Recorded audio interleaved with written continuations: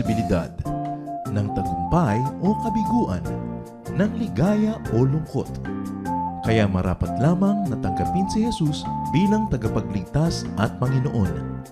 At matapos yun ay panariwain ang katapatan at paglapit sa Kanya bawat araw o day by day. Ang day by day ay naglalayong umalalay sa pang-araw-araw na pamumuhay. Narito po si Kuya Ed Lapis sa mensaheng pinamagatang Sing, Dance, and Heal.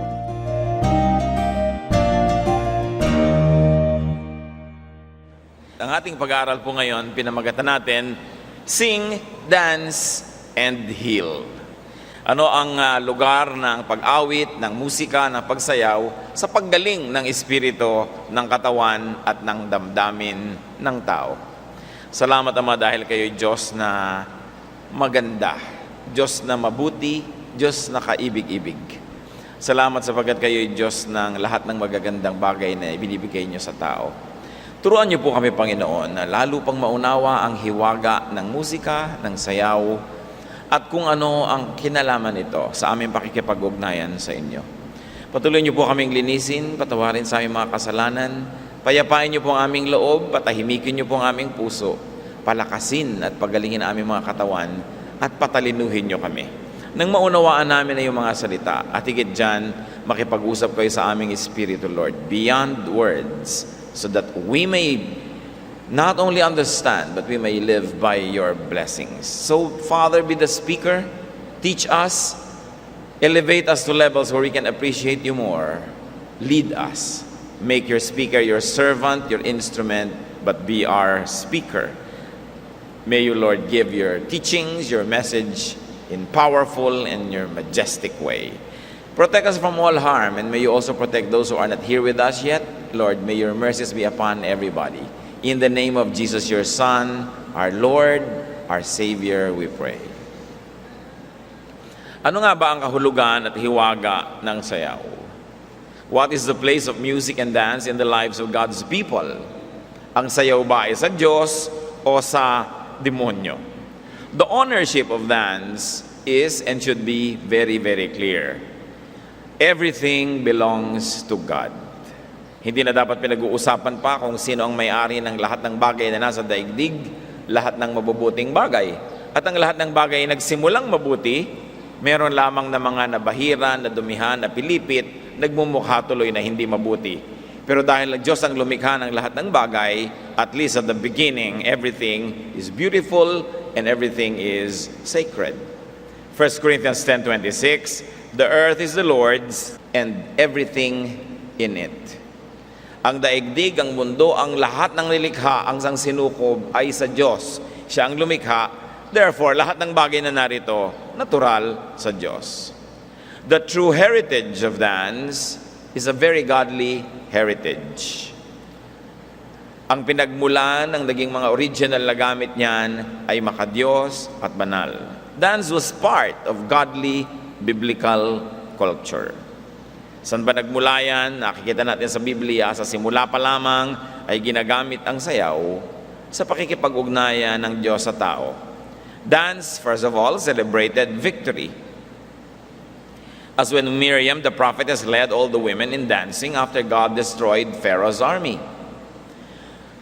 Ang bawat tagumpay ng mga anak ng Diyos ay ipinagdiriwang sa musika at sa sayaw. Exodus 15:20, then Miriam took a tambourine in her hand, and all the women followed her with tambourines and dancing. So tambourine, representative of sound or music, and then the dancing, representative of all movement, accompanied or not accompanied by music, to glorify God and to express thanksgiving. Nung si Miriam po ay sumayaw, siya ay mahigit 80 anyos na. Kaya walang overage dyan sa sayaw.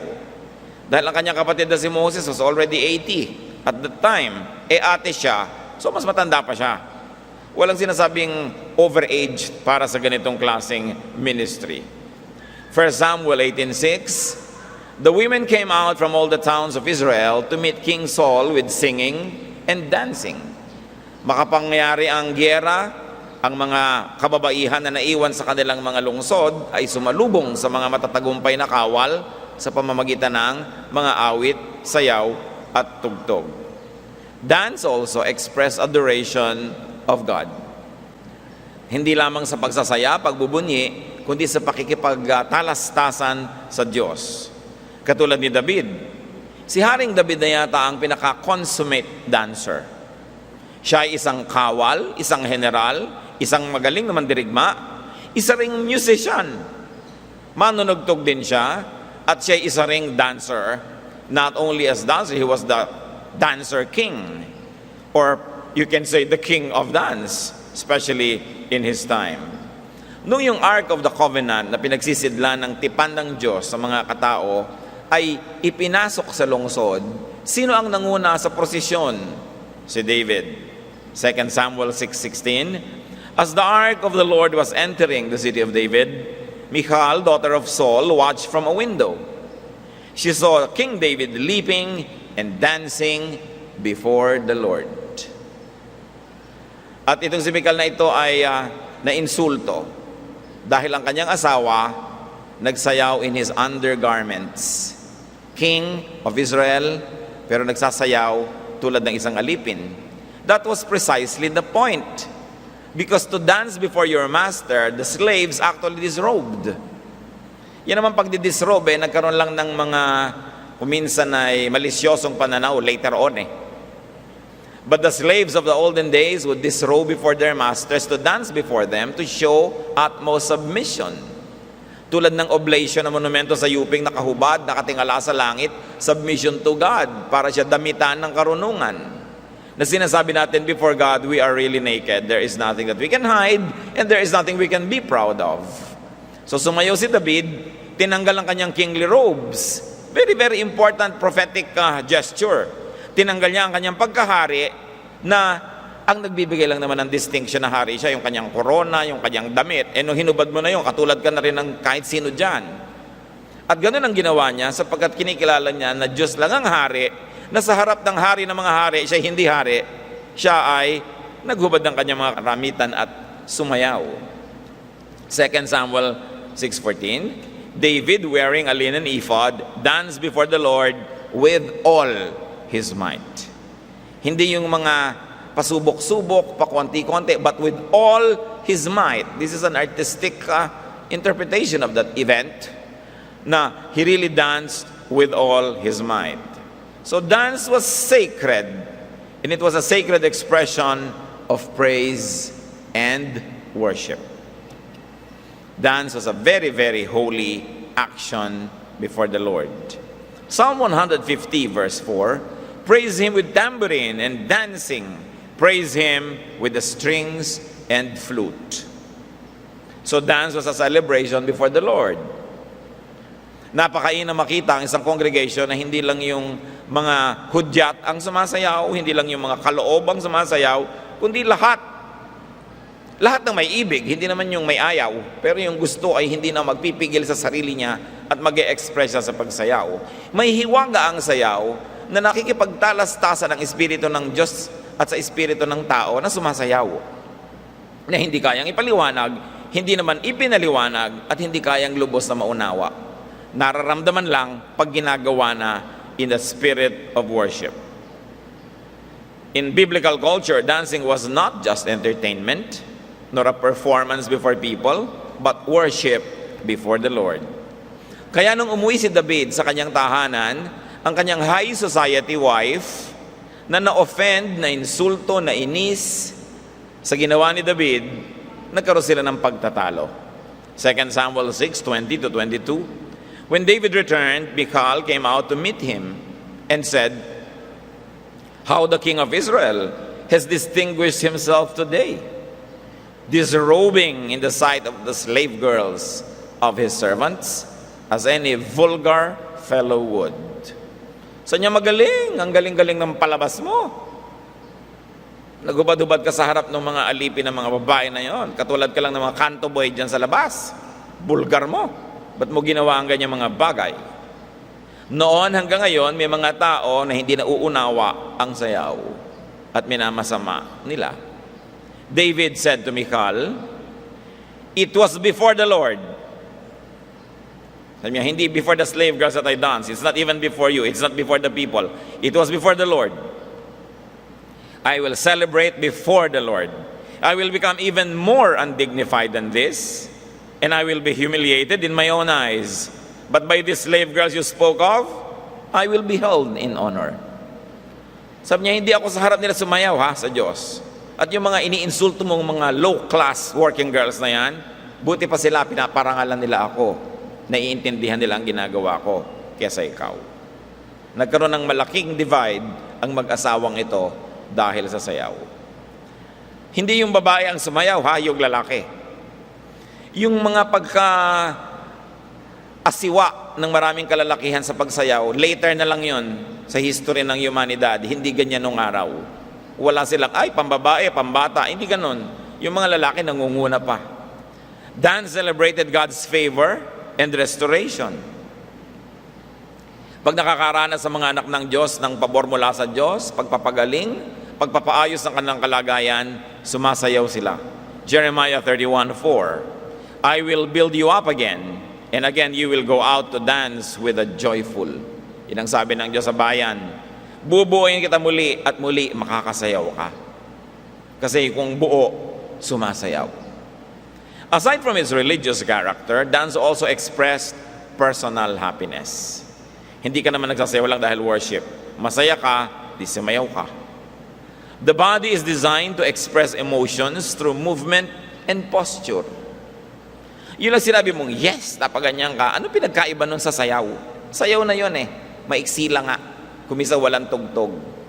Basta hindi ka paralyzed, gumalaw ka na, patungo ka na nun sa pagsayaw. In fact, nagsasayaw ka na. Kaya mga ibang sabi, hindi ako sumasayaw. Pero pag tumutugtog, napapagano ng kote, uuga-uga. Sayaw na yun. Ano akala nyo?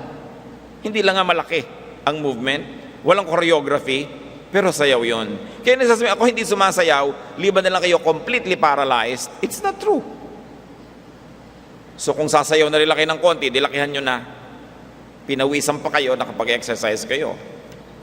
To defy this natural law for the body to dance is to defy the creator of the body. Yung mga pumipigil sa mga pagsayaw, ang kinakalaban nila Diyos na lumikha sa katawan para sumayaw. Bata pa lang, hindi nyo pa tinuturo ang sumayaw. Yung mga bata, pag nakarinig ng tugtog, umiindak na agad at sumasabay sa rhythm. Talagang nilikha tayo para sumayaw. Lahat ng nilikha ng Diyos gumagalaw. Yung may buhay, Akala nyo walang kagalaw-galaw yung isang halaman? Kahit tingnan nyo yung loob ng cells noon under a microscope, may mga movement yung mga laman ng cells niya. Yung mga mitochondria sa loob ng cells ng tao o ng hayop o ng halaman, hindi tumitigil sa paggalaw. Tumitigil lang yun, pagpatay na yung nilalang. Luke 15:25, meanwhile, the older son was in the field. When he came near the house, he heard music and dancing. Alam nyo kung saan galing tong episode?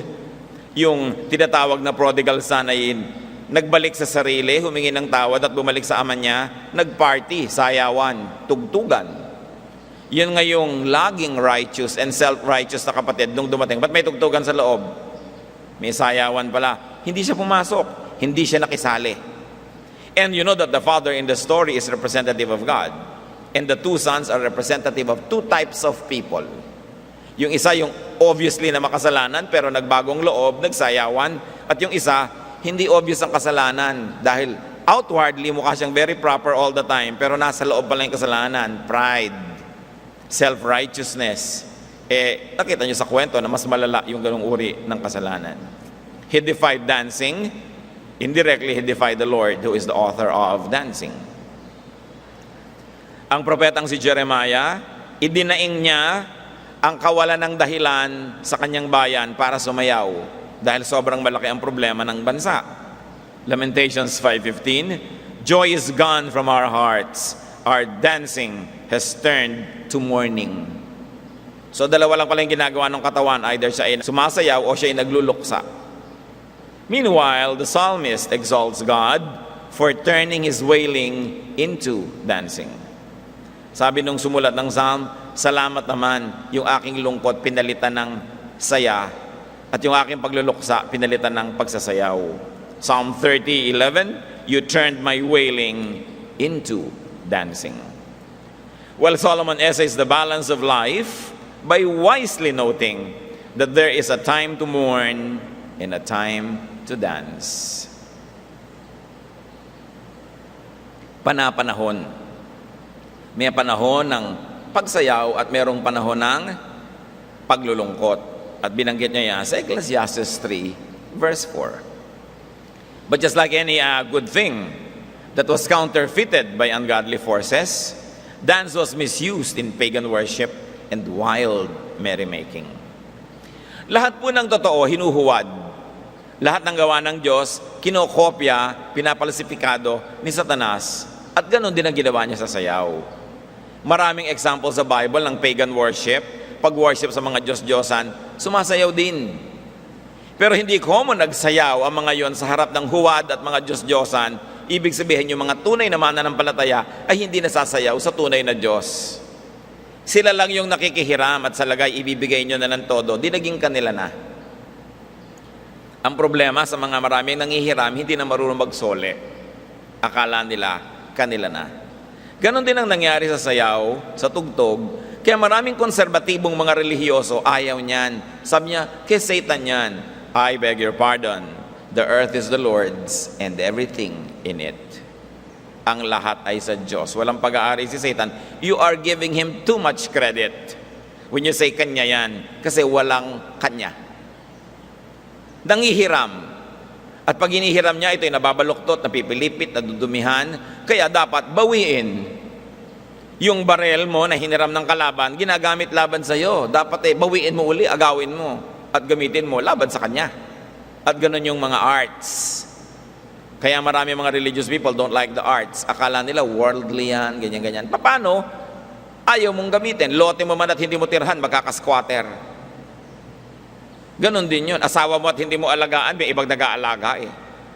Kaya napaka-importante na yung sa'yo, kinukup-kup mo, inaalaga mo, ginagamit mo. You always reclaim and reclaim and reclaim ownership. Because there are people who would like to steal. Si Moses, napatalikod lang, nagsayawan ng Israel para sa ibang Diyos. Exodus 32:19. When Moses approached the camp and saw the calf and the dancing, his anger burned. Dapat naman talaga siya magalit dahil hindi na si Yahweh yung sinasayawan. Pero kung sinasayawan ay ang Panginoong Diyos sa langit, ang Panginoong Jesus, abay napaka-sacred ng sayaw na yun. Dance has been usurped, twisted, corrupted, and abused by the worldly. The infamous dance of the daughter of Herodias cost John the Baptizer his all-precious head. Alam niyo yan, sumayaw yung babaeng anak ni Herodias. Ito namang lasing na hari. O hingin mo, kahit anong gusto mo sa ganda ng iyong sayaw. Sabi ng nanay, hingin mong ulo ni John the Baptist. Killjoy sa buhay natin yung propeta na yan. Nahingi tuloy. Kaya mga Baptist galit sa dance. Paano? Nahingi yung ulo ni John the Baptist dahil sa dance. Pero maling paggamit kasi ng dance yun. Pero hindi ibig sabihin na may insekto sa bahay mo, susunugin mo yung bahay mo. Hindi ibig sabihin na may daga sa barko, ilulubog mo yung barko. Piliin mo lang yung daga, piliin mo lang yung insekto, but save everything else. At yun po ang cultural redemption. You redeem dance. Tinatanggal mo yung maling elemento na sinasayawan, tinatanggal mo yung mga maling pananamit, yung mga maling kilos, ng mga malalaswa, nagiging banal na sining uli yung sayaw. When there are rats in the ship, you kill the rats if you like, but you don't sink the ship. Hindi sabay-sabay natatanggalin mo na yung buong sayaw at ayaw mo na medyo gumalaw-galaw yung mga tao. Many people think that because of the dance of the Herodias' daughter, they could demonize all of the arts. When there is dirt in the house, you clean the dirt, but you don't destroy the entire house. Because a good way to counter misuse is selective and proper use. May mali palang paggamit, ibig sabihin may tamang paggamit. So para matanggal yung mali, palitan mo ng tama, hindi yung neutral ka lang o kaya nag-a-abstain ka. That is why music and dance need redemption from misuse. Redemption means using again all that belong to God, but not without formal reclamation and process.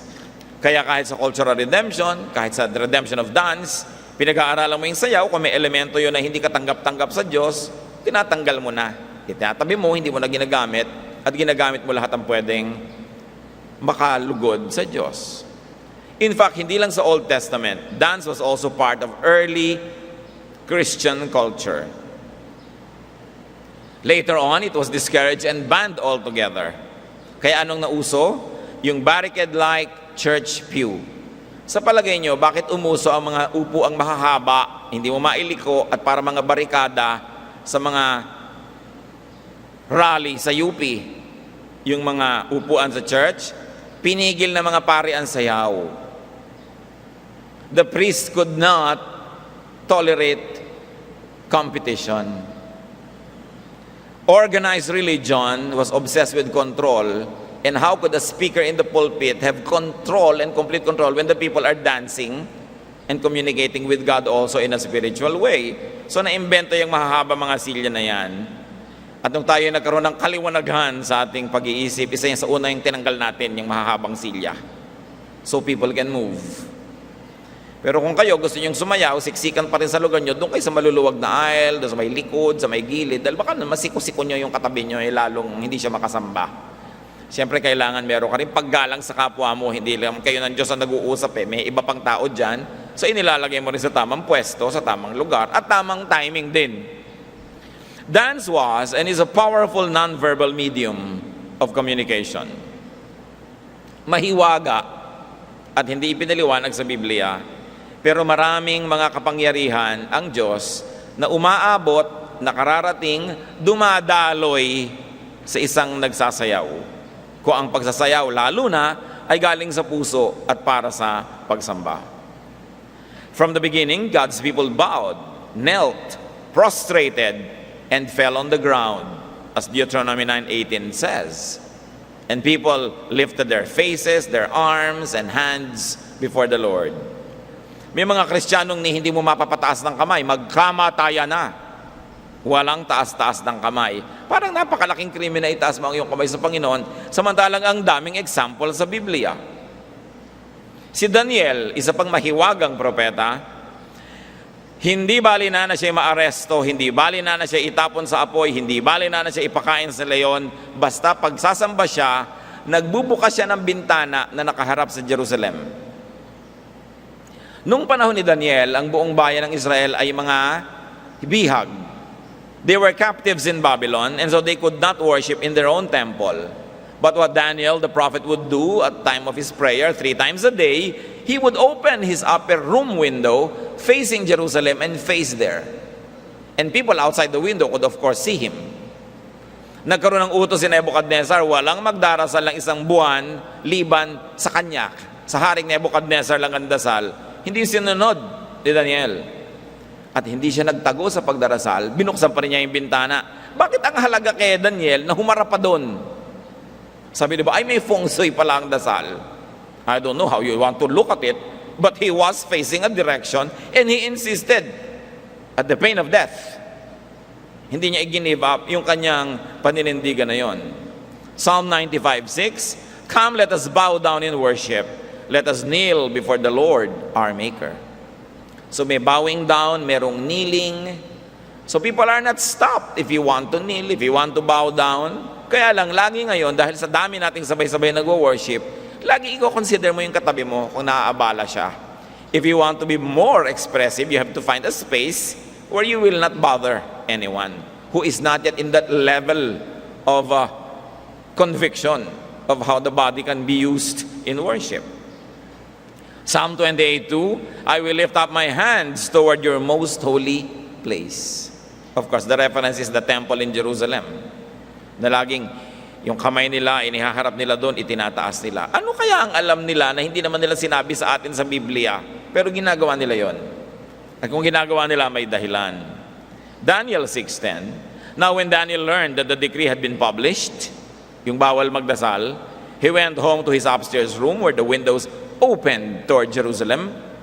3 times a day he got down on his knees and prayed, giving thanks to God, just as he had done before." May isa pang lalo namang mas mahiwaga. Sa Exodus 17:11, at sa buong chapter na yon, may giyera ang Israel. Si Moses pa ang leader. Pag itinataas ni Moses ang kanyang dalawang kamay, nananalo ang Israel. Siyempre, may edad na, napapagod, ibinababa, natatalo, natataas uli. Wow, nananalo na naman. Natatalo na naman pagka ibinababa. So, ang ginawa na nila, dahil ang tagal nang nakataas at hindi na makaya, kumuha ng dalawang taong tagadala ng kamay niya, hinawakan ang kanyang kamay, at hanggang hindi natapos ang giyera, they held up his hand. 2 men had to be tasked to hold Moses' hands up. As due to fatigue, he could not hold them up any longer. Anong kinalaman ng kilikili ni Moses sa panalo ng giyera? Meron. Nakatikom o nakabukang kilikili, may kinalaman. Hindi naman ipinaliwanag. So kung gusto nyo, itaas nyo na lang ang kamay nyo. Kung meron kayong conviction. Kung wala naman, napipilitan lang kayo, wala ring talab yun. Pero meron. Ang problema kasi sa naging evolution ng Christianity, lalong-lalo nung umuso yung sobrang pagpipreach, pag-aaral, pagtuturo, yung sobrang halagang ibinigay sa salita, the word, in classroom, in preaching, nalimutan ng mga tao yung mga ibang kapangyarihan beyond words, yung mga non-verbal powers of the faith, yung mga powers available through gesture, through correct posture. Nakikita natin ang daming example. We don't have to be superstitious. Nando naman. Ang nalagay na lang lahat sa reason. Kasi sobrang na-westernize ang Christianity, naging philosophy. Puro na lang rason, dahilan, usapan, pero maraming bagay na mahiwaga na wala. Exodus 17:12, when Moses' hands grew tired, they took a stone and put it under him, and he sat on it. Aaron and Hur held his hands up, one on one side, one on the other, so that his hands remained steady till sunset. Anong kinalaman? Hindi natin alam, pero meron. Why posture? Why the direction towards Jerusalem? Furthermore, the scriptures admonish the faithful to lift up holy hands, as in 1 Timothy 2:8. So lift up holy hands and even lay hands on each other, as 2 Timothy 1:16 and other verses say. Meron nga ba talagang napakahalagang papel ang posisyon ng katawan, kilos nito, that some offerings were even ordained to be waved? May mga iwinawagayway na offering, as in Exodus 29:26. Kung ano yung daladala mo sa Panginoon, ikakaway-kaway mo muna bago mo ibigay. It has to be waved. Ano kaya ngayon, bago tayo mag-offering, i-wave muna.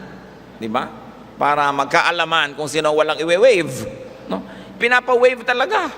No? Yung iba, titulo ng lupa ang i-wave. Wow! Di ba? Yung iba naman, promissory note, pwede na rin. Basta may i-wave ka dyan. Dahil no one is to appear before the Lord empty-handed. Kaya yung mga banners, mga kapatid, yun yung pagpapalaki ng waving It is exaggerating, enlarging the gesture para mas lalong ma-appreciate, mas lalong makita. Because dancers always use hand props to amplify and magnify what they are doing. Kaya mga ibang mga dancers, halimbawa sa Sulu, naglalagay ng janggay, yung parang mga mahahabang kuko, para lalong kitang-kita mo yung movement ng daliri. Merong humahawak ng mga abaniko para imbes na palad lang nila yung gumagalaw, pinapalaki nila abaniko. Kaya yung iba talagang banner pa, pinapalaki. Dahil gusto mong lakihan yung expression. And of course, we encourage everyone, you should have your personal banners. Malaki o maliit, maganda yung pag magwo-worship na tayo, ilalabas yun na sa bag nyo, may banner pala kayo. Kung ano yung kulay na yun, kung ano yung mga shape doon, yun ang symbol ng inyong relasyon sa Diyos. Dahil ang mga kulay, mayroon niyang sinasagisag, yung mga shape, hindi lang basta ipinaglalagay yan. Meron niyang sinasabi, tulad ng mga flag, may kahulugan. And banners had always been part of worship, especially in the Old Testament. Kaya hindi masamang meron kayo niyan. Yung iba, panyo naman ang winawagayway. Yung iba nga, passport pa. No? Sino naman ako para pigilin kayo kung gusto nyo gamitin yun? Basta in the spirit of worship. Nagiging handprop siya to make it more festive, more expressive. Lahat tayo may personal banner para meron kang inilalabas na pang wave mo na ganon. Alam nga namang yung umuuwi lang na Pilipinang naging Miss Universe, ang sinasalubong niya ng banner, dapat humaharap ka sa Panginoon, may banner ka lalo. Such was the seeming centricity of bodily movements and formations and connections that even the Lord touched bodies, even dead bodies, in His ministrations. Very touching ang Panginoon, ha? Kahit patay, pinagbabawal ng batas nila, hinihipo niya. In so doing, He not only challenged tradition, but He also technically broke Jewish laws. Because the Lord was above the law. In fact, hindi siya lawbreaker. Ibinigay niya ang muling tamang pagbasa ng law dahil naligaw na hindi yung law, yung pagbasa at pag-interpret. Kaya binigyan niya ng mga hindi bagong meaning, ibinalik lang niya sa dati na nawala na. More significantly, could it be that to move, to pose, to align in physical configurations is to reflect or flow with spiritual dimensions that allow the body to be the meeting point of the spiritual and the physical. Kumbaga, nagsasama sa katawan mo ang espiritu ng Diyos, ang espiritu mo, yun ang nagiging medium na sila ay magsanib sa pamamagitan ng iyong mga bodily formations. There is no verse that says that, but when you look at all the actuations of the holy men and women of the Bible, you will know that they knew something. And they were very physical in their worship. Talagang nakikita mo sa kanilang anyo ng muka, sa kanilang isinusuot, sa kanilang mga kilos. Dance can be very powerful expressions of worship, praise, thanksgiving, and even petition to God. Nakita niyo yung mga sumasayaw sa ubando, humihingi ng anak? Sumasayaw sila. Dinadaan nila sa sayaw yung dasal. Ngayon, kung ang sinayawan mo ang Panginoong Jesus, edi lalong direct to the point ang pag-worship mo. Kung minsan ang discomfort ng mga ibang religious thinkers, kung kanino sumasayaw, sinong sinasayawan. Kaya kung gusto mo, sayawan mo ang Panginoon, the same sayaw becomes sacred dance. It is the object of worship. It is the heart of the worshiper and the intention of the worshiper that gives the art its beauty and its holiness. Walang evil dance, walang sacred dance, kasi non-living thing yung dance. Walang satanic music, walang sacred music. What makes it bad or good is the heart of the musician or the dancer and the object, the deity, the God for whom it is being performed. Yun ang nagbibigay ng kabutihan o kasamaan doon sa sining na yan. Makapangyarihan ng sayaw, dance can also explain, exemplify, and teach profound and abstract ideas from and about God. Of course, you know, body language. Kung minsan iniisip lang natin, body language is only sexual, body language is only this or that. But yes, the body has a language. And God reads that language. At kitang-kita natin ang napakaraming example sa Bible. Dance, the arts, appeal to the soul. Kung minsan yung preaching, words, appeal to the brain, appeal to reason. Maganda yon. Pero ang tao, hindi lang brain, hindi lang reason. Ang tao, meron ding spirit, may soul. At hindi lahat ng mga matataas, matatayog, malalalim na bagay ay kayang ipaliwanag, ipahiwatig, ipaabot ng salita. Written or spoken word. May limitasyon. Meron tayong nararamdaman na hindi kayang maipaliwanag ng salita lamang. Kaya yung communication ng arts. Kung minsan sabi mo, touch na touch ako, ang ganda-ganda-ganda ng worship. Hindi kayang ibigay sa iyo ng preaching, yung ganung uri ng pagiging touched in the spirit. Dahil napaka-spiritual din, tulad din ng preaching, spiritual yung sayaw, yung tugtog. Vocal and literate communication can have limitations. Music, dance, the arts can stand in the gap. Kaya kahit ano ng mga kapatirang Kristiyano ang gustong lubusin ang pagpapaliwanag tungkol sa Diyos, pagpapaunawa tungkol sa Diyos, lubusin ang pagpapahayag ng tao tungo sa Diyos, dapat binibigyan niya ng malaking puwang yung arts. Kasi yung arts talaga is like a priest. The arts straddle the worlds of the physical and the spiritual. Kaya through the artist, nagkakaroon ng communication yung spiritual world at yung physical world. Malalalim na mga bagay. Dance celebrates the wonder of the creation and design of the human body. Yung sumasayaw, nakakadiskubre ng mga bahagi ng katawan niya na namatay na lang yung hindi sumasayaw, hindi niya nalamang may ganun palang bahagi ang katawan niya. So when you dance, you explore the possibilities, all the movements, all the capacities of the human body. That's why through such creative use, you're able to understand God more and appreciate God more. The dancer discovers parts of his or her body that other people don't even know to be existing. Psalm 139:14, I praise you because I am fearfully and wonderfully made. Kaya nakikita mo, wow, nakakatalon pala, nakakaikot. Kaya pala ng taong umikot ng 15 beses ng ganong kabilis. O nalalaman mo yung galing ng creation ng body. Tulad din ng sports. The athlete discovers the wonder of the human body more than the audience. Kasi nalalaman niya yung galing ng design ng Diyos. So the use, employment of that is an act of worship.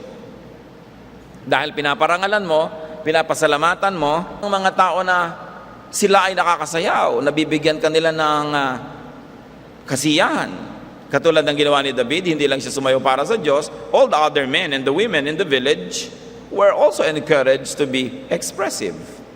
So dance celebrates God as creator. Marami. Kaya yung mga athlete, kung ang puso lang nila, ginagawa nila, tatalon ako for God's glory, ihahagis ko tong bakal na to for God's glory, it's an act of worship because it glorifies God, the creator of the human body. But without God in the equation, it becomes just an ego trip. So nakikita natin yung halaga. Dance can become a channel of mystical impulses and power. Yung mga pagan people nga mas nagagamit pa nila ang sayaw kaysa sa God's people. Kasi hindi sila takot. Sila tuloy yung nakikinabang. At kung ano man yung napapala nila na yon, meron din. Kasi ginagawa nila pa ulit-ulit.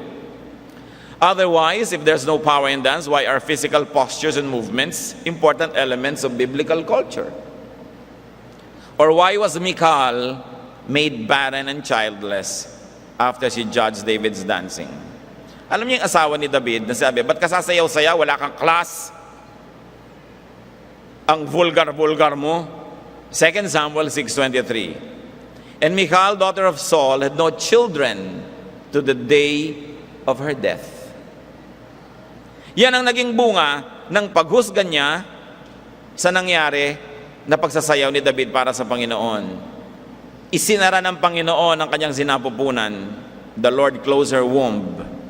And she became barren and childless, which was the worst situation that a woman could experience in Old Testament times.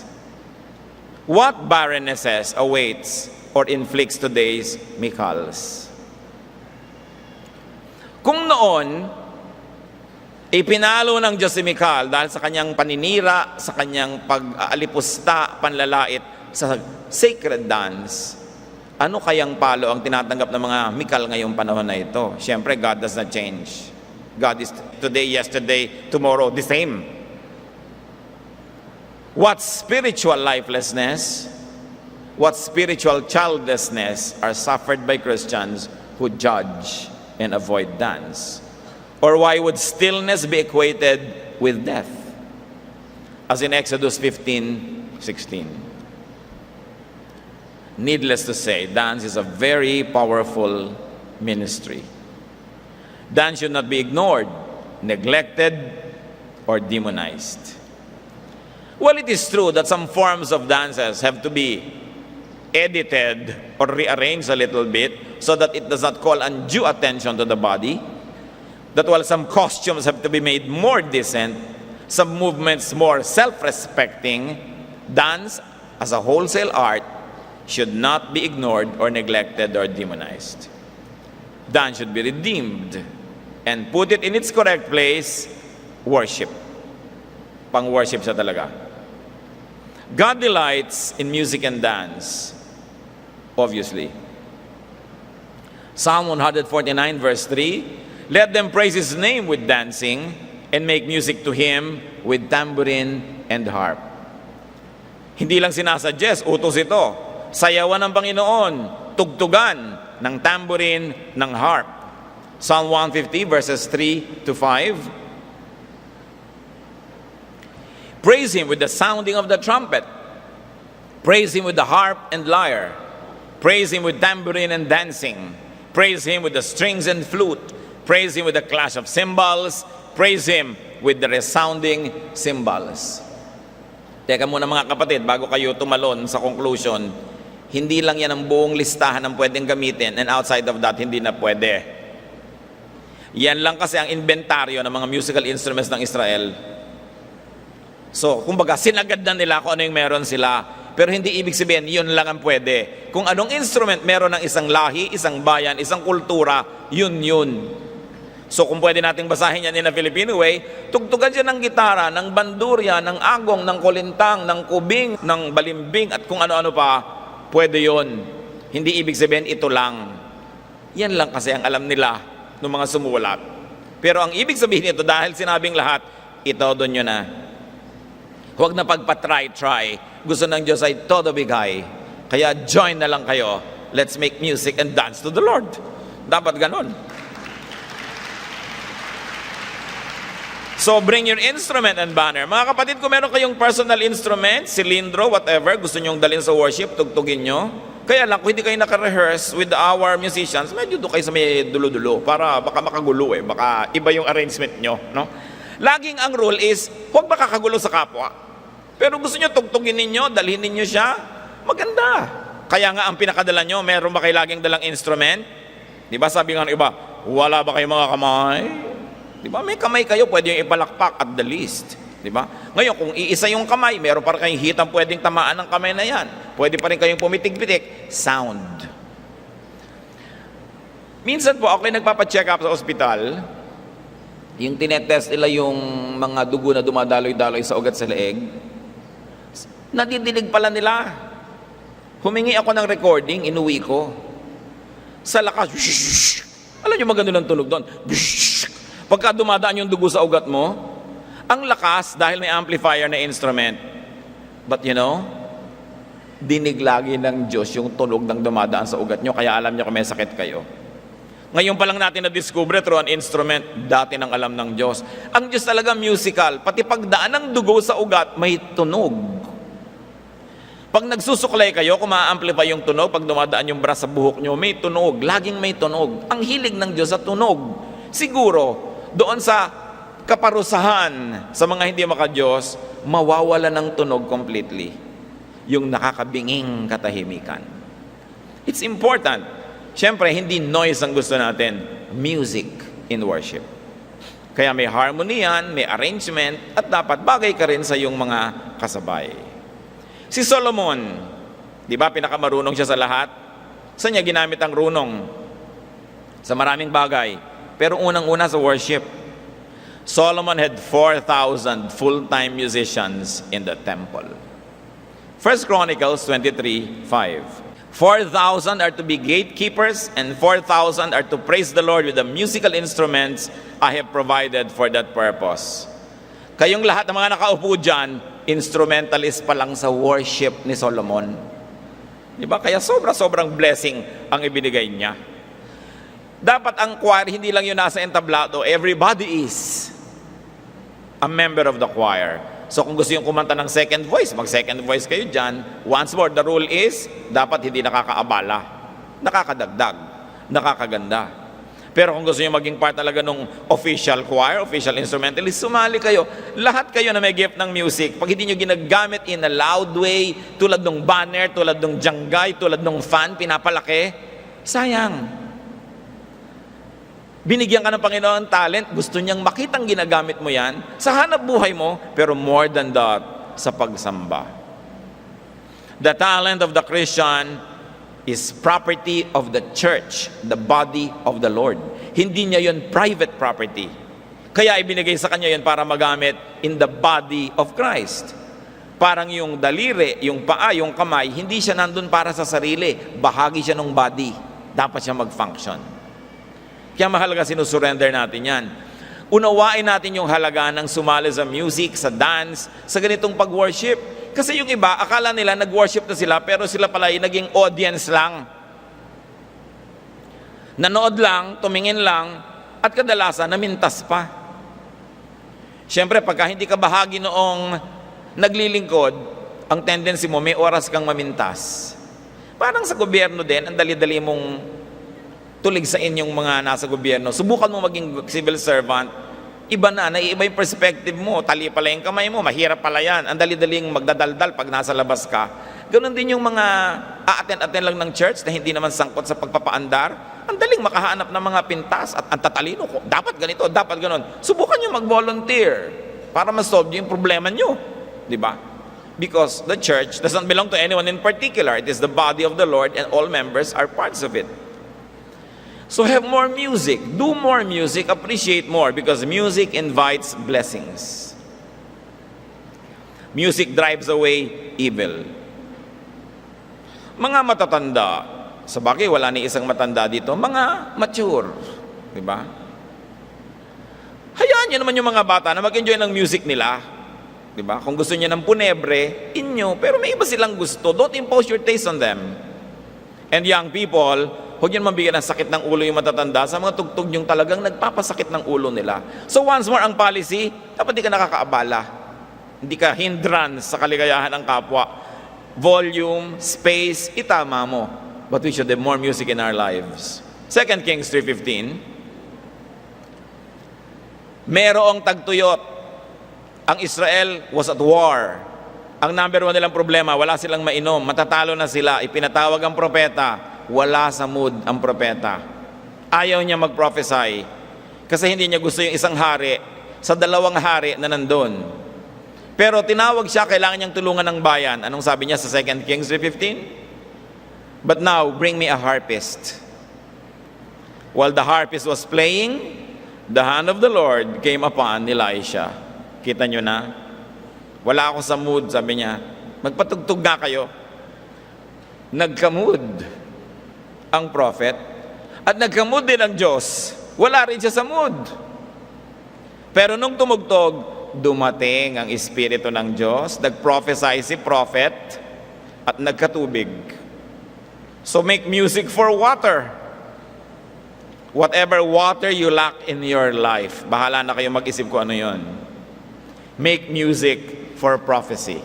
Napakarami mga tao depressed ngayon kahit noon. Si King Saul had a horrible and a grave case of depression. 1 Samuel 16:23, whenever the Spirit from God came upon Saul, David would take his harp and play. Then relief would come to Saul. He would feel better, and the evil spirit would leave him. Ang music sa Diyos, hindi matiis ng masasamang espiritu pag may music. Lalo't yung musician ay, ang puso ay para sa Diyos, ang damdamin ay para sa Diyos, ang layunin ay para makatulong sa kapwa, maka-Diyos na layunin, hindi kayang tiisin ng masamang espiritu, aalis at aalis siya. Hindi ba sabi, resist the devil and he will flee from you? There's another way, make music and he will flee from you. Sacred music, ha? Yung tama yung object, tama yung puso mo. So now you have music for therapy. Kaya kita ninyo, lahat ng spa, ang tugtog yung ting, tong, ting, tong. Kasi, nakakapahinga. Merong nagagawa talaga yung tugtog. Kaya kung minsan, pag meron kang gano'n, sabihin ng bisita mo, para naman spa ang bahay mo. Nakakapahinga. Comfort is given by music. Can you imagine? Music for casting out evil spirits? Kaya mga bahay na mga magkakagalitang mga miyembro niyan, bihirang may tugtog. At kung may magpapatugtog, sabihin sa, patayin mo nga yan. No? Pipigilin ka agad. Alam na alam mong, may mga satanas dito sa bahay na ito. Musika lang, ayaw pakinggan. No? Nag-aaway-away. David was a warrior, a musician, and a dancer. David was not insecure about his masculinity. Kaya niyang gawin lahat yan. Dance is not only for women or children. And of course, there is music for victory. Sa mga giyera, the one related in Joshua 6:2-5, giyera, nung tumugtog sila, nanalo. 19-22. Gideon and the 100 men with him blew their trumpets. And you know what happened? The walls of Jericho came tumbling down. Not by engineering, but by music. Nakapagpagiba ng pader. Merong mas mabibigat at matitigas na pader na dapat gumuho, mga kapatid. Yung pader ng puso na matigas, unloving, unkind, ungodly, kaya yang tunawin ng musikang pinagpapala ng Diyos. 2 Chronicles 20:22, as they began to sing and praise, the Lord set ambushes against their enemies. May giyera, ang nagpapanalo sa kanila, praise and worship. Hindi yung mga sundalo, yung praise and worship team. Music and dance can add great beauty and variety and pleasure in worship and in life. So needless to say, God loves music and dance. Napakalinaw noon. Music inspires God to be God to us, and so does dance. God made Michal barren because she judged dance. Don't go through the same situation. Music invites blessings. Music drives away evil, even drought, and especially spiritual drought. Music and dance in worship and in life must not be in biblical past tense only. Dapat yan present tense sa buhay natin. So sing, make music, dance in worship and celebration. Dance for God, dance for others, dance for yourself. Dance or simply exercise. Alam niyo, exercise, dance din yan. Lagyan nyo nga lang ng tugtog, dance na. Kahit walang tugtog, dance pa rin. Parang kanta na walang musika, di a cappella, kung wala instrument, dance pa rin. Ang mahalaga, move your body, and health enthusiasts tell us that move your body makes you healthy to move it. But it also gives you spiritual upliftment. Kaya pag may mga taong humihingi ng payo, Pastor, lagi po ako nalulungkot tuwing hapon o tuwing gabi, kung mag-gym ka, magsayaw ka, sumali ka sa dance club, basta huwag mo lang uwi-uwi yung dance teacher pagkatapos, ano? Anong masama na nag-aral ka ng dance, huwag mo lang siyang bit pagkatapos. Basta pagsayaw lang kayo, nag-exercise kayo. Dance simply for healing or to just perspire. Walang age limit. Tulad ni Miriam, 80 plus na, di ba? Sumasayaw pa. So you walk, you run, you work. Kaya lang sana kung magra-run kayo, huwag nyo isara lahat ng kalsada na aabala yung mga Kristiyano magsisimba. Di ba? Palibasa, mga hindi yata sila nagsisimba, bale wala sa kanilang isara ang mga kalsada pag linggo. No? Hinalilimutan nila na may mga anak ng Diyos na pupunta sa kanilang mga bahay dalanginan, isinasara ang mga lansangan. Hindi nila magtakbuhan sa disyerto nang walang maabala. Diba? Kala mo naman sila ang nagbabayad ng buong kalsada. Well, bodily movements drive the blues away. Subukan yan, nalulungkot-lungkot kayo, magsayaw kayo. Huwag kayong mahiya na sumasayaw. Diba? Basta tama naman, magdamit naman kayo ng hindi malaswa. Yung sayaw nyo naman, hindi yung para kayong aahas na nakukuryente, para hindi kayo mapagkamalang nasisiraan ng bait. Ilagay din sa tama para walang na-offend.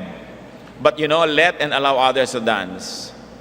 Huwag kayong mga kontrabida, huy, ang laki-laki na ng bewang mo, sasayaw ka pa. Kaya nga sumasayaw para palitin. Diba? Rid yourself of bias and fear. Perfect faith cast out fear. Yung ba naman pati ang kakatakutan pa? Be free in the Lord. Just be decent. Just be respectful in your timing, in your placement, in the way, in your method, in your attire, and you are in good company. Make music. Listen to music. Better yet, learn to play an instrument. Hindi pa huli ang lahat. Pwede pa kayong mag-lesson. Nakapagpalaki na kayo ng anak, wala na kayong masyadong struggle sa buhay, learn some artistic endeavors. Learn to paint, learn to dance, no? Learn to make music. Para ang buhay nyo lalong paganda ng paganda, hindi parang inaantay nyo lang nakaritin na lang kayo ni kamatayan, kaya tuloy nabobore. Music and dance can add great beauty and variety and pleasure, especially in your senior years, when you would have earned the right to indulge in your tastes and in the finer things in life. As it can express what is otherwise difficult or impossible to verbalize, dance should also be an amazing channel of spiritual communication. So pray through dance, pray through words, pray through music. Sa Pilipinas, ang dami nating prayer dances na niredeem ng kaloob. Subli from Batangas is a prayer dance. Yung mga katulad ng mga sayaw sa ubando, even ati-atihan. Hindi naman sila mga Catholic dances, they were pre-colonial dances that the Catholics were wise to use. No? And born-again Christians are unwise to reject. Kaya natin nire-redeem para swak sila sa taste ng Biblia, pero dance pa rin, but this time dance for Jesus. The object makes it holy. Enlightened Christians can only be thankful for the recent re-emergence of dance in the church. God loves music and dance. God loves movement. Pati yung hudyat natin mga bata, kasi kung isali natin sila sa mga international festivals para lalong yumaman ang kanilang pagkatao at tayo man makipag-contribute naman sa banner ministry. Dance din yan na may dala-dala mga watawat, ang ganda, makulay. Alam nyo, ang Diyos mahilig sa pageantry. Tingnan nyo lang yung Old Testament, ang hilig-hilig. May mga trumpeta, may mga nagbababang mga anghel dyan. Yan ang gusto niya. Because life moves. And God is the author of life. Be blessed by God through music and dance and the other arts. Kung meron kayong mga pinoproblema sa buhay, sa emosyon, sa katawan, sa pag-iisip, sing, dance, and heal. Thank you, Lord, for dance. Thank you for music. Thank you for the arts. Salamat sa mga artists na para ring mga priests. Kinakausap mo sila at sa pamamagitan ng kanilang art, nakakausap mo kami. We thank you, Lord, for artists that minister to us. Teach us to be more supportive of them. At kung may mga artists sa kapaligiran, Lord, na hindi pa nagbo-blossom, hindi pa nagagamit, hindi pa lumalago, set all of us free so we can be the people that you have designed us to be. Manalangin tayo sa ilang saglit ng katahimikan. Kung ano ang inuudyok sa inyo ng Espiritong ilapit nyo sa Diyos, ipagpasalamat o hingin about music and dance and the other arts. Be with God in silent prayer.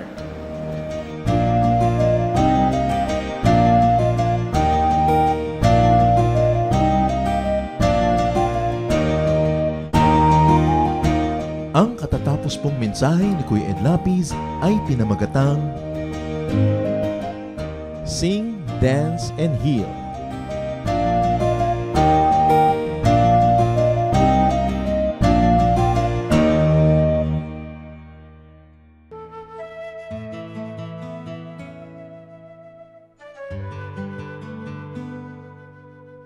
Meron nga bang Filipino architecture? Marami tayong original na sasabi mo Filipino na arkitektura. Yung Torogan, yung mga bahay ng mga maharlikang Maranao, yung mga bahay ng mga Ifugao, yung bahay kubo, at maging yung bahay na bato na kuminsan mali na tinatawag nating Spanish house o bahay Kastila. Sapagkat ang mga nagtira dyan ay mga Filipino, mga mayayamang Filipino, at nag-evolve lang yan mula sa bahay kubo. Kaya pati yung bahay ni Jose Rizal, makita mo, kubo yan, cube, square, formang-forma ng bahay kubo. Yun lang batalan na dating kawayan, naging bato, naging hardwood yung material, imbes kawayan. So, Filipino architecture yan. Ang siguro dapat nating itanong, bakit ang mga architecture courses in the Philippines hindi nagtuturo ng Philippine architecture?